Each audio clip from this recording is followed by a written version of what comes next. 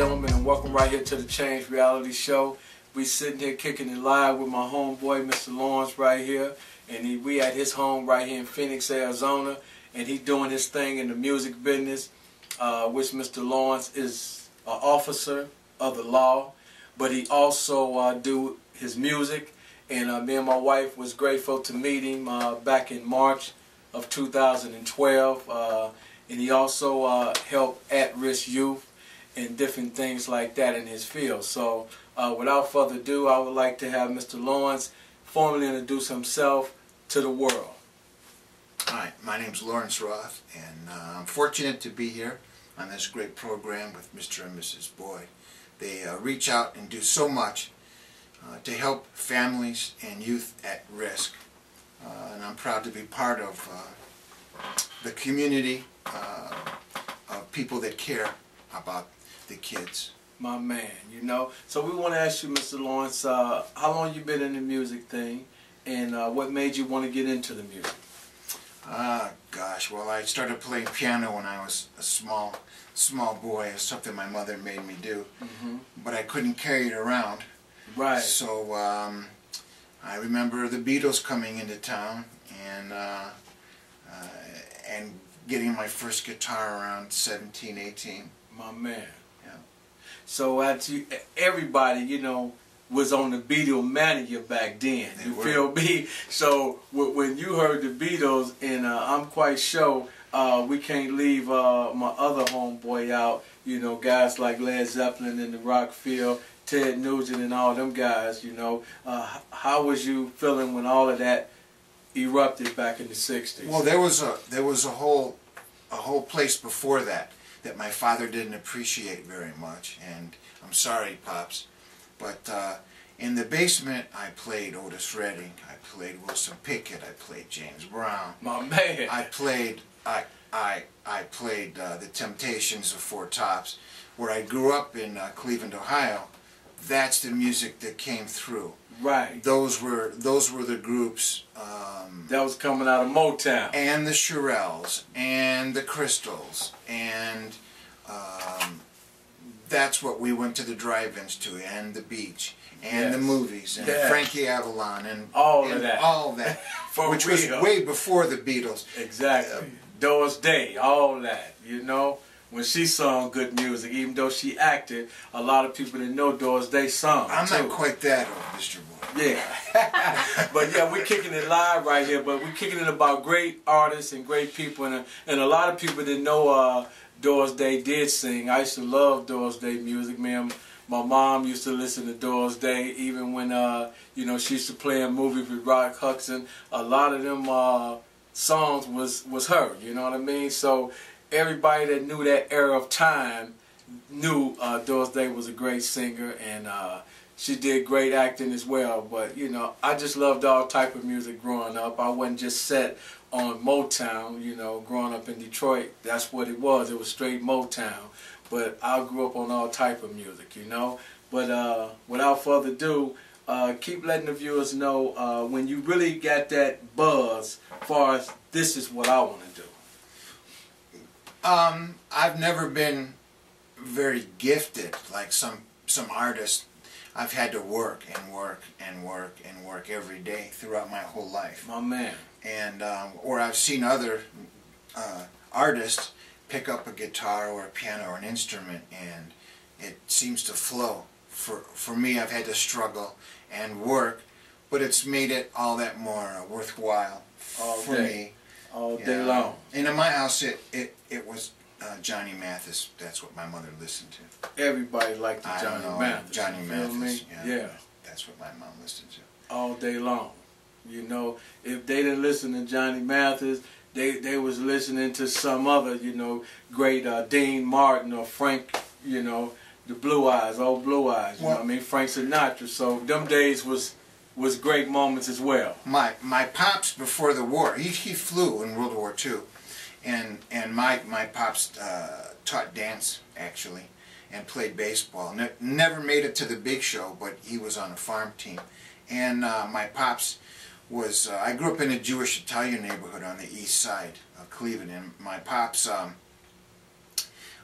dressed immaculately in suits, and he listened to Frank Sinatra, and he listened to the crooners. That's what he liked. And the big bands. And the big bands, and of course my mother liked Johnny Mathis. And, oh man. Yeah, and I had to play Beethoven on the piano and Bach and such. Got to do that for you eat dinner, son. But it gave me a very good ear for music. Well, not only that, but it gave me a very good foundation to build on. It taught me to read and write music. It taught me to understand and appreciate the fundamentals of it. My man. Yeah. Now, with your music setting, I would like for you to let the viewers know your charity that you are putting together for your music when your music get released. I would like for you to let people know about that, because I feel that is very important to let people know where some of your proceeds is going for incarcerated people as well. What I would like to do, my vision is to raise funds for incarcerated juveniles and adults in group homes, detention centers, and even state penitentiaries, and where people are spending time to donate or get money up for musical instruments as a form of therapy. Working as I have on and off throughout these 35 years in these institutions and jails, especially around children all these past years, I've noticed that they've struggled hard with therapy from clinicians and books and videos and movies and slides. And meanwhile they're drawing and doodling, and now the kids are rapping. And I think it would be wonderful if they learned the gift of music and the ability to play musical instruments. My man. And we just want to definitely thank you for even, coming on the show and expressing yourself to people. And I also want you to let the viewers know, how long have you been in law enforcement dealing with different diversities of crime out here, and that you've been trying to help these youth and adults learn that the streets don't love them back and get them on the right track? I started 35 years ago with the Sheriff's Department and helped write several programs, Scared Straight, which they say didn't work. I think it did. Then I left for a while, and I came back in Arizona 11 years ago with the Department of Juvenile Corrections, working with at-risk kids, mostly inner-city hardcore gang members with severe substance abuse and or mental health issues. Right, exactly. And with Arizona, with the funding as it is, we've closed the Arizona State Hospital Juvenile Unit. The judges are adjudicating the youth to detention facilities just so they get care and basic treatment that they're not getting at home if they have a home. At least the kids are getting 3 square meals, clean sheets, they're being watched over, especially if they're at risk good shower of harming themselves or harming others. My man. And I just want to tell you about your Scared Straight program. Back in the 70s, when I was in and out the system, that Scared Straight program was in Michigan and Detroit as well. You know what I mean? When I was in and out, at that moment it was the juvenile system I was in at that time, And back in them days, I don't know about here in Arizona, but when you couldn't be handled at home, the state would take you and lock you up, you know what I mean, and put you in a spot where you're going to have to listen to somebody, sooner or later. So that's what it was happening back in them days, But I want to thank you for even sharing your message right here on our show and letting people know that there are people who care, whether you're a law enforcement officer or you're just a civilian, You're letting people know that, hey, I am an officer, but I do care about at-risk people, period, So I think that's a good thing, because you got some officers, just like civilians, that don't care about nothing. There may be a small percentage where it's just a job or a career or a profession, but they generally don't stay long. And you'll find even the gruffest, toughest officers and judges are very, very good men and women. You just can't stay in something like that long. There's a lot of easier ways to make money, believe me. Amen. You know, a lot of easier than dealing with heartache and pain and suffering and loss and seeing what we see and hearing on a constant basis. Every day, you know, all day long. Not to mention working Christmas and Thanksgiving and holidays and all that. Yes. So what advice would you give these parents out here, Mr. Lawrence, coming from your expertise in life of dealing with at-risk youth and at-risk adults in the prison system? What advice would you give these parents out here? Well, just the very basic is know where your child is, and don't be afraid to go through his room or her room, invade her space, look in her drawers, know who, and his drawers, know who his friends are, know where he's going, have the phone numbers of his and her friends, and be firm, fair, and consistent in your dealings with them, and communicate with the schools and the counselors. And I think what's really very important is remembering that we're a community, all of us, and we all have to work together. When we were growing up, the neighbors would know where we were, and maybe mom and dad didn't, but the neighbors would watch. Right. And that's not really here anymore. We're not a community. Maybe we're globally connected by computers, but we're shut off with our neighbors. And I feel it's very, very important that we all connect. The churches, the synagogues, the teachers, the educators, the neighbors, the family store up the street. Right. And we should know where the children are. At all times. At all times. And remember that kids always watch. They always listen. And people wonder where they get their ideas and where they get their thinking. And it's not only from the computers and TV, but it's from us. My man. Now, on that note right there, Mr. Lawrence, I want to ask you a question right here for the fans. If you had a daughter or son, okay, and that child disrespected you in your home, not even grown, and the child just a teenager, period, how would you react to that as a man? Well, I was a child runaway when I was a kid, and I got in trouble, and I was in a detention myself. So the last thing you want to do is tell the kid it's to hit the highway, my way, or the highway, and as long as you live in my house, you go by my rules. That's the last thing you want to do to a child that's searching for his or her identity. You want to reach out and tell them you love them even when you're mad at them. And share stories about your own childhood with them. Let him and her know that how much you care for them, and you always love them no matter what. If they end up in prison, you love them. If they end up in trouble, never give up. Mom and dad are the only people that do never give up on their children, and we shouldn't. And we shouldn't. Right. Now I'm going to ask you a flip side to what I just asked you. Your teenager pull a gun on you at gunpoint. How do you handle that as a parent? Well, after I slap it away,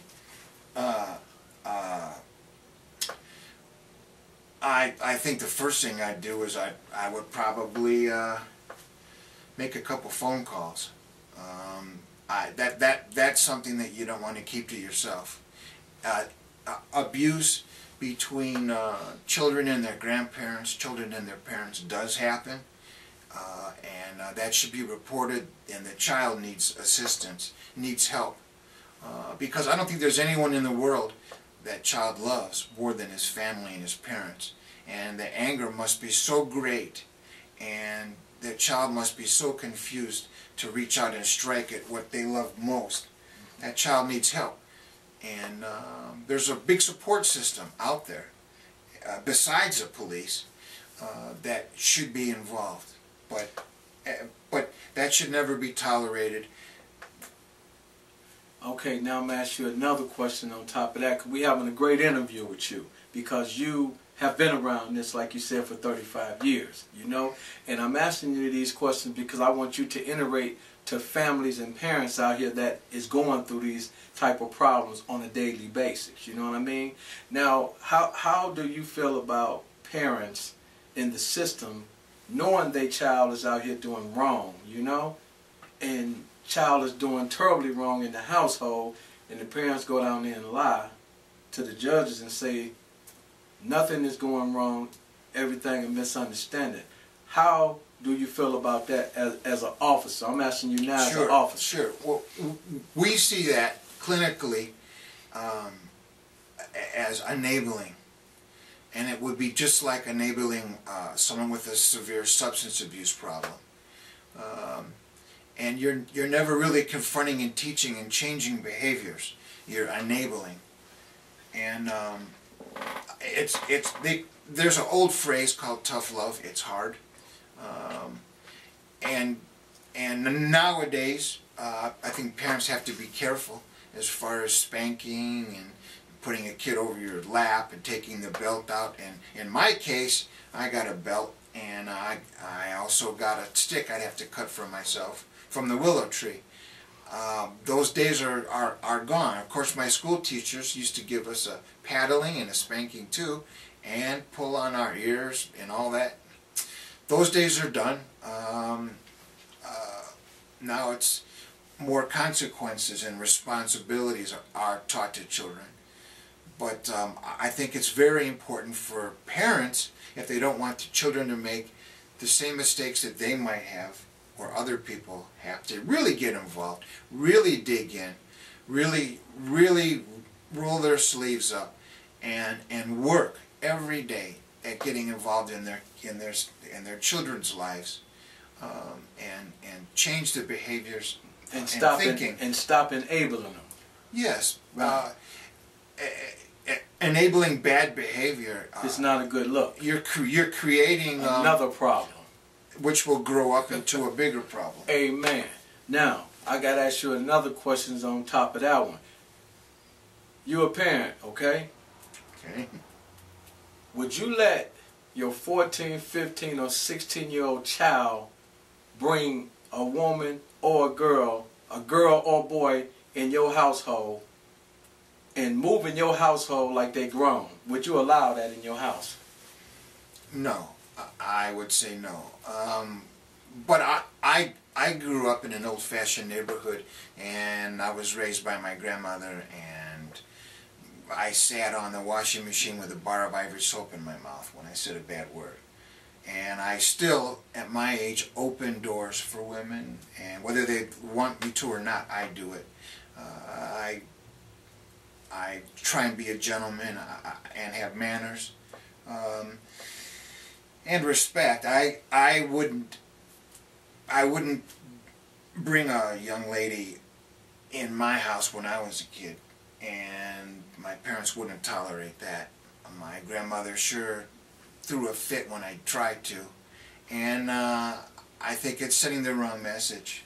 Amen. But I would want them to feel free to come in and be at ease in the home as long as they acted respectfully. You know? But you wouldn't move that 14 or 15-year-old individual in your home, correct? No, I don't. No, no, and it's very difficult because I often hear that the other their son or daughter's boyfriend or girlfriend have a bad family life, and there's no food and there's no money and there's problems and they have too many children, and let him stay here, he's here all the time anyway. I just don't think that's a very good thing. I think there's all kinds of options that can be explored. There's exactly. all kind of other options that can be explored. So you just letting parents know that you would definitely not have no 14 or 15, 6-year-old living in your house like they grown and married. No, I think 14 and 15 should be riding bicycles and should be behaving and acting like a 14, 15-year-old, not a 20 or 30-year-old. Because if they want to do that, they need their what? Own place. Well, yeah, they're not ready for that yet. They think they're ready, but Right. and physically they might be ready, but mentally, emotionally, and spiritually they're not ready yet. So they rather just put it on their parents and just chill then. Is that correct? I believe so.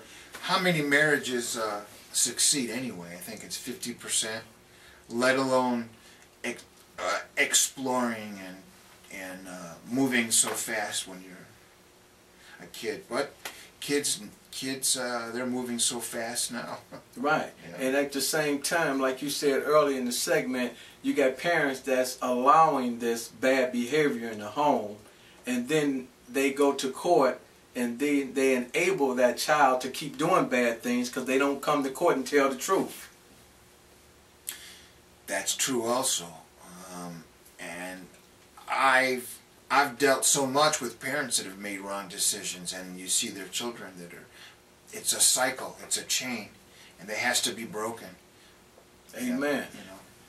I want to thank you for this great interview, Mr. Lawrence, because this was a very powerful interview. And like I said, Mr. Lawrence been in the law enforcement for 35 years. On and off. So we spoke to him from not just a gentleman and a civilian point of view. We spoke to him from a law enforcement point of view as well, because you cannot go around here studying, enabling your child to disrespect you on a constant basis and expect for great results to happen, because they're not going to happen.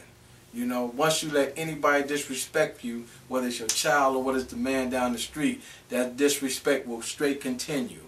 You have to nip that in the bud first day it jump off, because it will continue. So we want to just thank you, Mr. Lawrence, for coming on the show. Thank you, Mr. Boyd. And Mrs. Boyd. we want to thank him for his music, and you'll be looking at all his videos on his reservation page, and we'll be putting them clips up sometime this week. And I just want to thank my wife for all what she do with the movement, and her filming Mr. Lawrence today to put his videos up. And Mr. Lawrence is going to do one more set with him and his homeboy right here. We're going to bring his homeboy on the air for a few minutes for him to say something. Come around here, homie. And we're going to get him on the air. What's your name, young man? And just speak to the camera and say your name. My name's Kyle. I am a guitar repairman here in Phoenix, Arizona, and I'm helping Mr. Roth here with his music project. My man. And they got a song they finna do together, and we're going to wrap the night up. And we want to just say, what song is you finna do next? Oh, It's by Genesis. It's Follow You, Follow You, Me. Follow Me. Show You Right. Well, that's what's happening, ladies and gentlemen. We finna do the Genesis track, and then we're going to be out for the night. We want to thank everybody for listening to this interview. See you next time. Peace and love. You ready to have me start? This is a song by Genesis called Follow You, Follow Me. And it's a very beautiful song. And I'm going to do my best on it. You ready, Kyle? Here we go.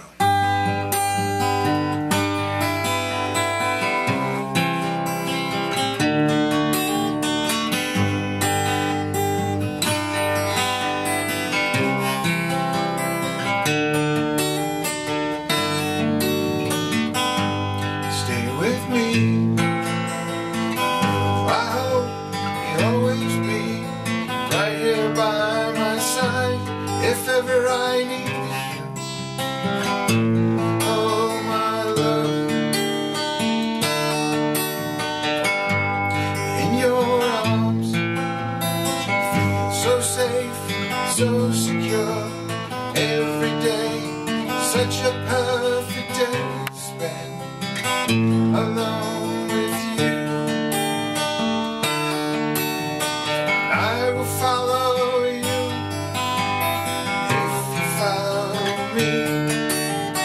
all the days and nights that we know will be, and I will stay with you if you stay with me.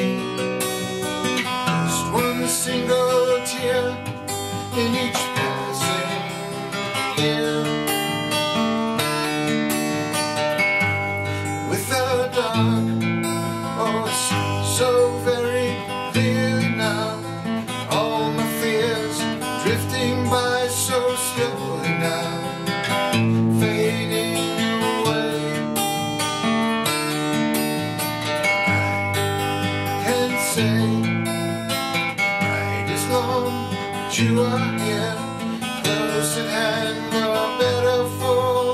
smile you give.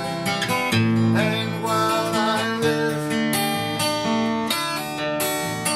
I will follow you if you follow me. All the days and nights that we know will be, I will stay with you if you stay with me. Just one single tear in each passing year.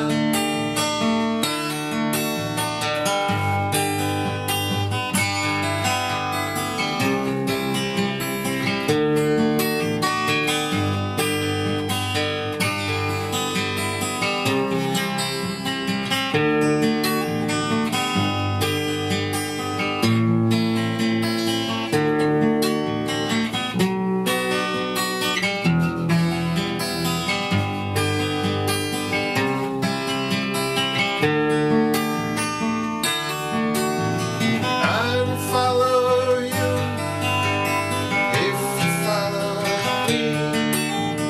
All the days and nights that we know will be, I will stay with you if you stay with me. Just one single tear in each path